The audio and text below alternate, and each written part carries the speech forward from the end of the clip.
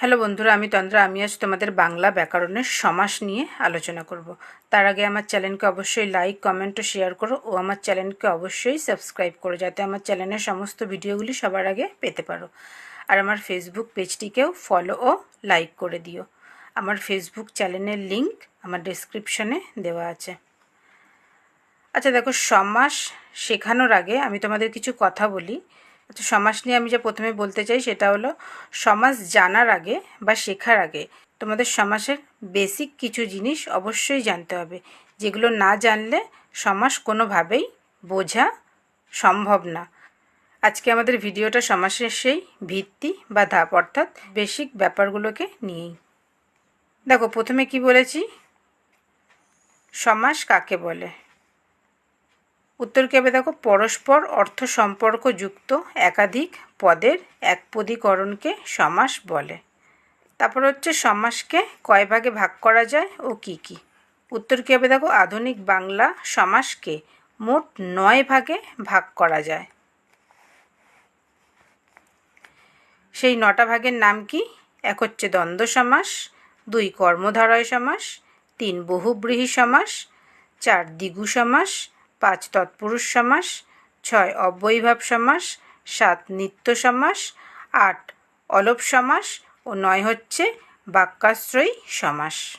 আচ্ছা, তারপরে দেখো কি লিখেছি, সমাস জানতে গেলে যে যে বিষয়গুলি অবশ্যই জানতে হবে সেগুলি হলো, যা আমি তোমাদের একটু আগেই বললাম, যে সমাস জানতে গেলে যে যে ব্যাপারগুলো তোমাদেরকে জানতেই হবে, নাহলে সমাস কোনো মতে সম্ভব না। সেগুলো কি কি দেখো, প্রথমে হচ্ছে সমস্ত পদ, তারপরে হচ্ছে সমস্যমান পদ, তারপরে হচ্ছে ব্যাসবাক্য, তারপরে পূর্বপদ, তারপরে পরপদ। আর অবশ্যই এদের সাথে এদের উদাহরণগুলোও তোমাদেরকে জানতে হবে। আচ্ছা, প্রথমে দেখো, সমস্ত পদ কাকে বলে। অর্থ সম্বন্ধযুক্ত একাধিক পদ এক পদে পরিণত হলে তাকে বলে সমস্ত পদ। অর্থাৎ সম্বন্ধযুক্ত কোনো পদ বা একাধিক পদ যখন এক পদে পরিণত হয় তখন তাকে বলা হয় সমস্ত পদ। আর সমস্যমান পদ কি দেখো, যে পদগুলির সমাস করা হয় তাকে বলে সমস্যমান পদ। অর্থাৎ যে শব্দ বা পদ তোমাদেরকে লিখে দেবে, সেটাকে ভাঙিয়ে যখন তোমরা সেন্টেন্সে লিখবে, সেটা হচ্ছে সমস্যমান পদ। যেমন দেখো, প্রথমে উদাহরণে কি দিয়েছি, তাঁতিদের পাড়া ইজিক্যাল টু তাঁতিপাড়া।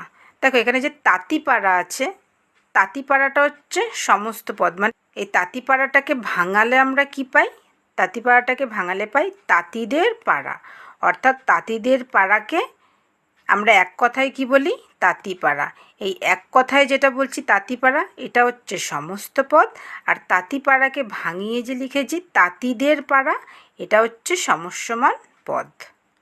আর একটা উদাহরণ কি লিখেছি দেখো, কলকাতা হইতে ফেরত, কলকাতা ফেরত।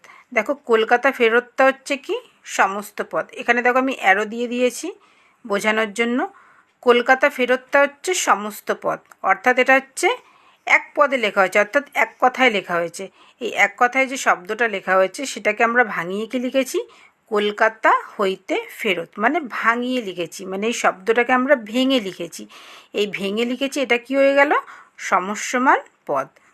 তারপরে কি আছে দেখো, ব্যাসবাক্য। ব্যাসবাক্য কাকে বলে দেখো, যে বাক্য বা পদগুলির দ্বারা সমাসবদ্ধ পদের অর্থ বিশ্লেষণ করা হয় তাকে বলে ব্যাসবাক্য। অর্থাৎ কোনো সমাসবদ্ধ পদকে আমরা যেভাবে ভাঙিয়ে লিখছি, সেই ভাঙানোর প্রসেসটাকে বলা হচ্ছে ব্যাসবাক্য। মানে আমরা কিভাবে ভাঙাচ্ছি বা কি কি শব্দ দিয়ে সেটাকে আমরা ভাঙাচ্ছি, সেইটাই হচ্ছে ব্যাসবাক্য। তারপরে কি লিখেছি দেখো, পূর্বপদ। পূর্বপদ মানে কি দেখো, সমস্যমান পদগুলির মধ্যে যে পদটি প্রথমে থাকে তাকে বলে পূর্বপদ। আর পরপদে কি লিখেছি দেখো, সমস্যমান পদগুলির মধ্যে যে পদটি পরে থাকে তাকে বলে পরপদ। অর্থাৎ কোনো একটা শব্দকে যখন আমরা ভেঙে লিখছি, ভেঙে লেখার সময় প্রথমে যেই পদটা থাকে সেটাকে বলে পূর্বপদ, আর পরে যে পদটা থাকে সেটাকে বলে পরপদ। যেমন উদাহরণে কি লিখেছি দেখো, বট নামক বৃক্ষ, মানে কি, বটবৃক্ষ। অর্থাৎ বটবৃক্ষ শব্দটাকে আমরা ভেঙে কি লিখেছি, বট নামক বৃক্ষ। এখানে প্রথমে কি আছে, বট, তাহলে এটা কি হয়ে গেল, পূর্বপদ। আর পরে কি আছে, বৃক্ষ, অর্থাৎ বৃক্ষটা হয়ে গেল পরপদ। আর এই ভাঙানোর যে প্রসেস, মানে বটবৃক্ষটাকে আমরা ভাঙিয়ে কি লিখেছি, বট নামক বৃক্ষ। এই ভাঙানোর যে প্রসেস, যে যেভাবে ভাঙিয়েছি সেটাকে কি বলে, ব্যাসবাক্য। আর একটা উদাহরণ দিয়েছি দেখো, গঙ্গা নামক নদী, মানে কি, গঙ্গা নদী। অর্থাৎ গঙ্গা নদীটাকে আমরা ভাঙিয়ে কি লিখেছি, গঙ্গা নামক নদী। এখানে গঙ্গা যেহেতু প্রথমে লেখা, তাই গঙ্গাটা হয়ে গেল পূর্বপদ, আর নদী যেহেতু পরে লেখা, তাই নদীটা হয়ে গেল পরপদ। আর গঙ্গা নদীটাকে যে আমরা ভাঙিয়ে লিখেছি গঙ্গা নামক নদী, এই পুরো ভাঙানোটাকে কি বলছে, ব্যাসবাক্য। অর্থাৎ কোনো একটা শব্দকে যখন আমরা ভাঙিয়ে লিখছি, সেটা কিভাবে ভাঙাচ্ছি বা কোন কোন শব্দ যুক্ত করে সেটাকে ভাঙাচ্ছি, সেই পুরোটাকেই বলা হয় ব্যাসবাক্য। ভিডিওটি ভালো লাগলে অবশ্যই আমার চ্যানেলকে লাইক, কমেন্ট ও শেয়ার করো, ও আমার চ্যানেলকে অবশ্যই সাবস্ক্রাইব করো, এবং আমার ফেসবুক পেজটিকেও লাইক ও ফলো করে দিও। Thank you.